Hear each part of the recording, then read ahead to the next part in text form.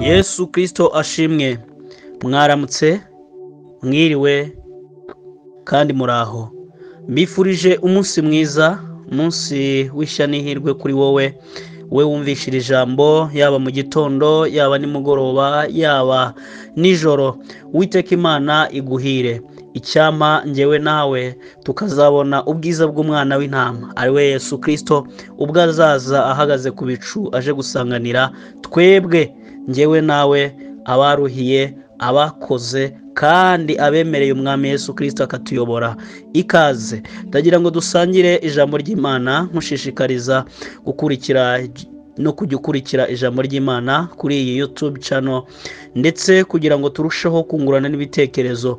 Hanyuma rero uyu munsi wa none ndagira ngo twige ku bintu bitanu cyangwa se ingingo 5 z'ukuri zituma uhora ku gicaniro cy'Imana. Ese wifuza kuba umunyamasengesho mwiza? Kurikirira ijambo. Ese wifuza kuba umuririmbyi mwiza? Kurikirira ijambo. Ese wifuza kuba umuvugabutumwa mwiza? Kurikirira ijambo. Reka dusenge. Data wa twese uri mu ijuru, tuguhaye icyubahiro, turagushimira kuri mwiza.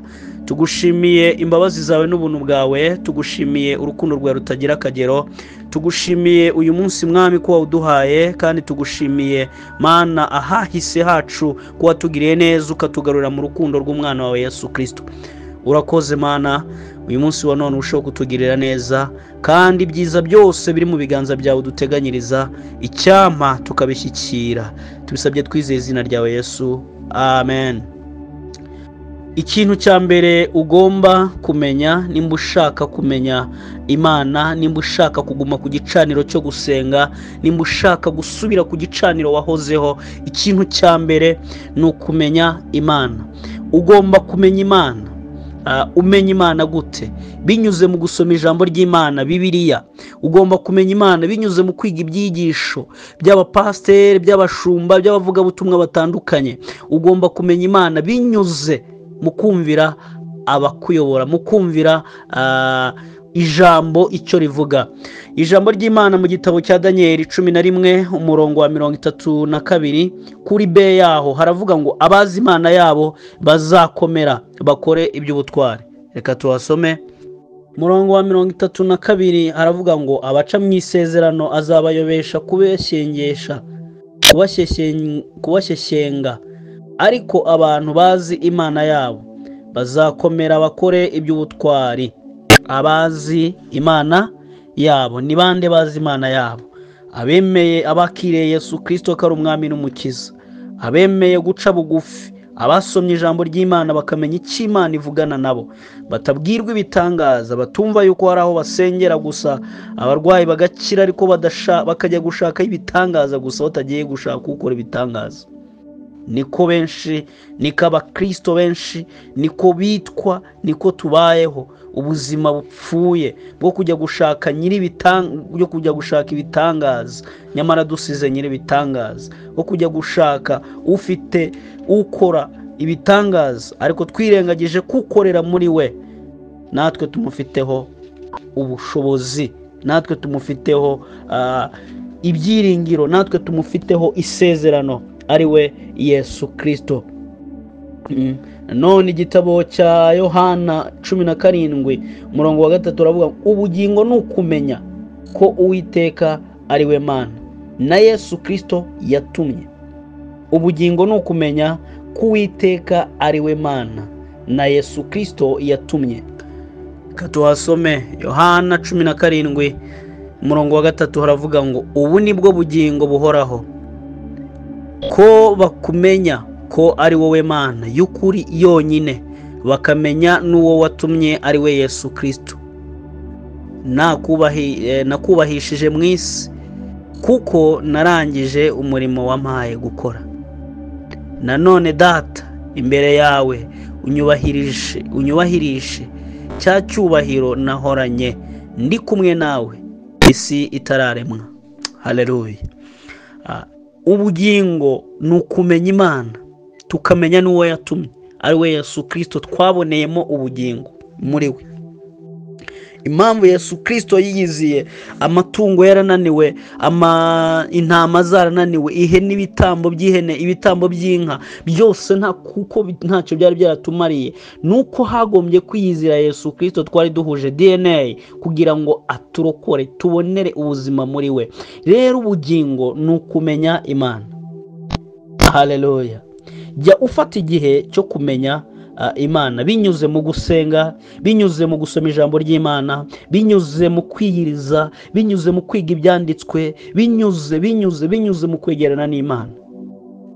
Ibyo uburyo uzimo Imana, uburyo ubwo aribwo bwose uzimo Imana, nibyo bikugeza kure wifuza kugera. Kure wifuza kugera ntabwo uzahagezwa n'inshuti. Kure wifuza kugera ntabwo uzahagezwa n'umuryango. Kure wifuza kugera ntabwo uzahagezwa n'ubwenge. Kure wifuza kugera uzahagezwa n'uko wamenye Imana, n'uko wamenye Yesu Kristo ko ari we utsinda.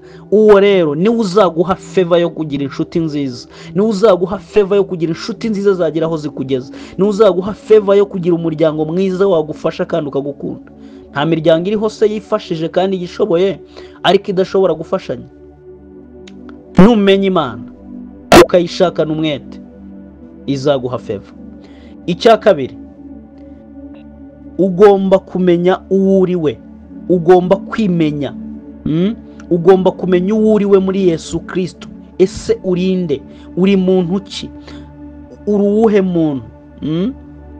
Dukwiye kumenya abo turi bo muri Yesu Kristo. Turi muntu, ko turi umuntu umwe, ko turi mu bumwe bw'umwami Yesu Kristo. Iyo uri muri Yesu Kristo uba uhindutse icyaremwe gishya. None wowe nimba uri muri Yesu ukaba ugishaka kubivanga n'utundi tuntu, warayobye, urimo kuyoba, ntabwo urimo neza. Icya kabiri, kugira ngo ugere kure wifuza kugera, icya kabiri kugira ngo ugume ku gicaniro cyo kuramya Imana, nuko ugomba kumenya uwo uri we. Dusoma Abefeso ibice byaho 2, umurongo waho wa mbere, twumve ijambo ry'Imana icyo ritubwira. Abefeso ibice 2, umurongo waho wa mbere, haravuga ngo, namwe yarabazuye mwebwe abari bapfuye muzize ibicumuro n'ibyaha byanyu, ibyo mwagenderagamo kera, mukurikiza imigenzo y'isi, mugakurikiza umwami utegeka ikirere, ari we mugakurikiza umwami utegeka ikirere, ari we mwuka ukorera mu batumvira. Kandi natwe twese twahoze muri bo, dukurikiza ibyo kamere yacu yifuza, tugakora ibyo kamere n'imitima byacu byishakira, kandi ku bwa kavukire yacu twarabo kugirirwa umujinya nk'abandi bose. Ariko Imana kuko ari umutunzi w'imbabazi, yaduhinduranye bazima na Kristo kubw'urukundo rwinshi yadukunze, ubwo twari dupfuye tuzize ibicumuro byacu. Ubuntu nibwo bwabakijije, nibwo bwadukijijwe. Nuko ituzurana nawe, itwicaranya nawe mu ijuru mu buryo bw'umwuka. Turi muri Kristo Yesu, kugira ngo mu bihe bizaza izerekane ubutunzi bw'ubuntu bwayo buhebuje byose, itugirira neza muri Kristo Yesu. Mwakijijwe n'ubuntu kubwo kwizera, ntibyavuye kuri mwe, ahubwo ni impano y'Imana, ntibyavuye no ku mirimo kugira ngo hatagira umuntu wirarira. Kuko turi abo yaremye, ituremeye imirimo myiza muri Kristo Yesu, iyo Imana yiteguriye kera kugira ngo tuyigenderemo. Ese imirimo myiza Imana yakuremeye niyo ukora uyu munsi? Ikintu cya kabiri kigomba gutuma uguma ku gicaniro cyo kuramya Imana ni ukumenya uwo uri we. Uwo uri we muri Kristo Yesu. Urinde. Wazuranywe na Yesu Kristo. Wowe wahoze uri umunyabyaha kera, wowe wahoze utariho kugirirwa imbabazi, ariko ukagirirwa imbabazi kubera Yesu Kristo. Ukwiye kumenya uwo uri we muri Yesu Kristo. Ibyo bikagutera gutinya no kwanga no kuzinukwa icyaha, bigatuma uhora ku gicaniro cyo kuramya Imana. Haleluya. Bikwiye gutuma uhora ku gicaniro cyo kuramya Imana. Icya gatatu ugomba kumenya, ugomba kuba uzi kugira ngo ugume ku gicaniro cyo kuramya Imana. ugomba kumenya icyiciro urimo n'icyo Imana igushakaho muri gahunda yayo. Ese Imana inshakaho iki? Ndi umuririmbyi, ese mbikora neza? Ndi umucuranzi, ese mbikora neza? Ndi umuvugabutumwa, ese mbikora neza? Ndi muntu ki? Icyiciro mbarizwamo muri ubu bwami bw'Imana ni iki? Mu bwubatsi umuntu aba azi ko ari umuyede, undi azi ko ari umufundi, undi akaba azi ko aponda sima, undi akaba azi ko ukwiye kuba uzi ngo muri uru ruganda, muri ubu bwami bw'umwami wacu Yesu Kristo, uri mu kihe cyiciro gituma uramya Imana? Ni ikihe cyiciro uramirizamo Imana? Uramya Imana ute? Usomye Abaheburayo ibice 10 n'umurongo wa 7 baravuga ngo kumenya icyo Imana ishaka, kumenya icyo Imana igushakaho ni igiki. Dusoma Abaheburayo ibice byaho 10 umurongo waho wa 7. Umwanditsi w'igitabo cy'Abaheburayo ibice 10 n'umurongo waho wa 7 aravuga ngo mpera ko ndavuga nti dore ndaje Mana. Mu muzingo w'igitabo niko byanditswe kuri nge, nzanywe no gukora ibyo ushaka. Haleluya. Ukora ibyo Imana ishaka? Mu mibereho yawe ubayeho ute? Urimo urakora ibyo Imana ishaka cyangwa ukora ibyo wishakiye? Kandi ijambo ry'Imana riravuga ngo ntituri abacu ngo twigenge, ntituri abacu ngo twiyobore, ahubwo Kristo yadufashe bugwate kuko turi imbata ze.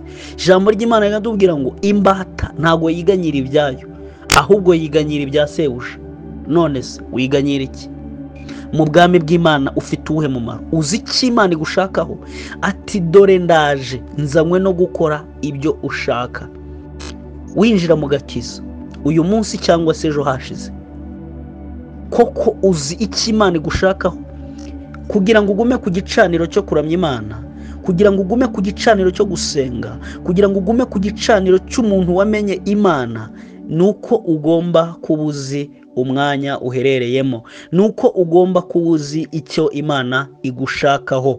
Ugomba kumenya icyo Imana igushakaho. Haleluya. Icya 4 kiravuga ngo ugomba guha cyangwa se ugomba kuba wubaha kandi ukubahiriza amahame y'ubwami bw'Imana. Umukristo udafite amahame nta harimo kugana. Ubayeho mu buzima busanzwe ubutubaho bwa buri munsi udafite amahame ntaho burimo kugana. Rero ubu bwami bw'Imana bufite amahame bugenderaho, bugira amahame bugenderaho. Niyo mpamvu ugomba kuba ufite amahame ugenderaho. Niyo mpamvu ugomba kubahiriza ndetse ukubaha amategeko n'amabwiriza byo mu bwami bw'Imana. Haleluya.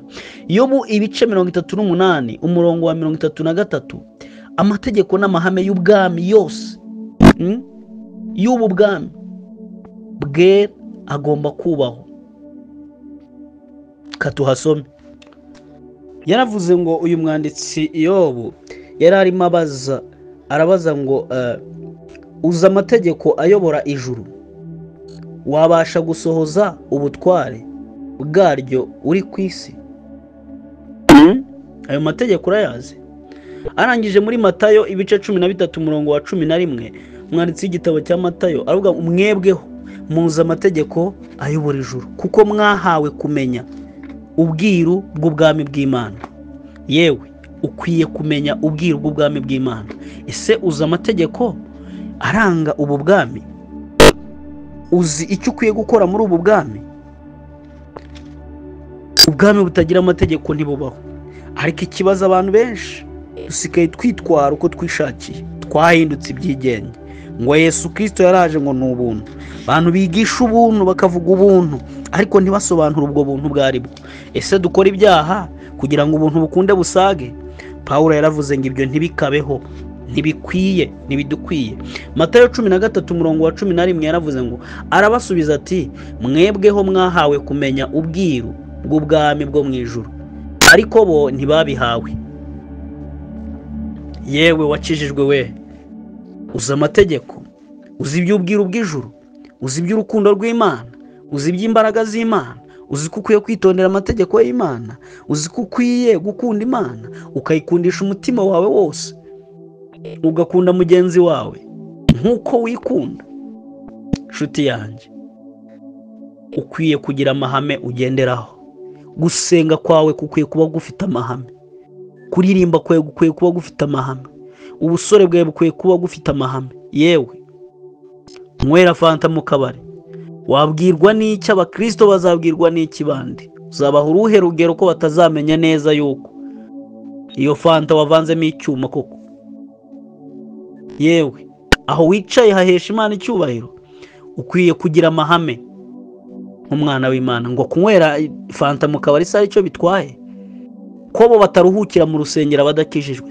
Kuki bataruhukira mu rusengero? Ni iyihe mpamvu wowe ukora ibintu bitandukanye bo bakurusha ubwo bwenge bwo kujya hariya, we ntubarusha ubwo bwenge? Nshuti z'Imana, ubu bwami bw'Imana burangwa n'amahame. Tugire amahame. Ikintu cya gatanu aricyo cya nyuma, ugomba kumenya kurwanya Satani. Ugomba kuba uzi uko ugomba kurwanya Satani. Yohana 10:10. Satani ubwe ni umujura, kuko aricyo cyamuzanye. Ijambo ry'Imana tuvuga murwanye Satani nawe azabahunga. Kadusome Yohana 10:10. Haravuga ngo umujura ntazanwa n'ikindi keretse kwiba no kwica no kurimbura, ariko njyeweho nazanywe no kugira ngo zibone ubugingo, ndetse ngo zibone bwinshi. Ninjye mwungeri mwiza. 11. Ninjye mwungeri mwiza. Umwungeri mwiza apfira intama ze, ariko uragirira ibihembo utari umwungeri bwite, kandi n'intama atari ize, iyo abonye isega rije asiga intama agahunga, isega rikazifata rikazitatanya. Yemwe Yesu Kristo niwe mwungeri mwiza, niwe mwungeri mwiza. Umujura ntagazanwa n'ikindi keretse kwica no kwiba no kurimbura, ariko Yesu Kristo we nta kindi cyamuzanye, ni ukugira ngo zibone ubugingo, ndetse ngo zibone bwinshi, ntangano yabwo bwinshi cyane. Ese Yesu Kristo icyamuzanye uracyumva? Ni ukugira ngo ubone ubugingo buhoraho ndetse bwinshi. Nshuti yanjye, ndagira ngo nkubwire ngo uyu munsi, ndagira ngo nkubwire ngo muri ibi bihe, ndagira ngo nkubwire ngo mu gihe runaka icyo ari cyo cyose waba urimo, inzira izo arizo zose waba urimo kunyuramo, uburyo ubwo aribwo bwose byaba bikomeye, Yesu Kristo nta kindi cyamuzanye keretse kuguha ubugingo bwinshi, bwinshi, ububone kandi ubugire ari bwinshi. Ugomba kumenya kurwanya Satani kuko ari umujura.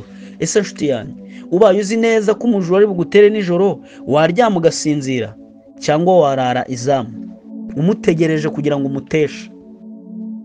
Ariko twebwe turiryamira tugasinzira. Ngo Imana izi kurinda gusa. Nta gusenga, nta kuramya, nta ki, uriryamira, uva mu kazi ugahita wiryamira ku buriri, nta gusenga, nta ki. Ubwo se wowe uri muntu ki? Dusome Petero wa mbere 5 waho wa 8. Haravuga ngo mwirinde ibisindisha, mube maso, kuko umurezi wanyu Satani azerera nk'intare yivuga ashaka uwashonshomera. Mumurwanye mushikame kandi mufite kwizera gukomeye, muzi yuko bene data bari mu isi muhuje imibabaro, kandi Imana igira ubuntu bwose yabahamagariye ubwiza bwayo buhoraho buri muri Kristo. Izabatunganya rwose ubwayo, ibakomeze, ibongerere imbaraga, nimumara kubabazwa akanya gato. Icyubahiro n'ubutware bibe ibyayo iteka ryose. Amen. Mumurwanye mushikamye kandi mufite kwizera gukomeye. Haleluya. Satani ntago ari ukumubembekerereza, ni ukumurwanya, kandi dufite kwizera kandi dushikamye, ndetse kwizera kutari gusa ahubwo kwizera gukomeye. Tumurwanye nawe azagera gute? Yemwe azaduhunga. ese ujya urwanya satani? Biraza ukarebera. Satani akoresha abantu, ntago azaza nyine bamushushanyije nk'umwirabura kwa kundi, ntago azaza ameze nk'amahembe. Uzajya kubona ubona ikintu kikubayeho uyoberwe, ukibaze se uyu muntu nawe ntago ari we. Satani niko akora. Satani akoresha abantu, ariko n'Imana ikoresha abantu. Imana ishaka kugira aho igukura kugeza ku rundi rwego izakoresha abantu, kandi Imana nishaka kuguhindurira amateka izakoresha abantu. Ariko na Satani nashaka guhindura amateka yawe yangiza azakoresha abantu. Satani nashaka kugukubita hasi agusubiza inyuma azakoresha abantu.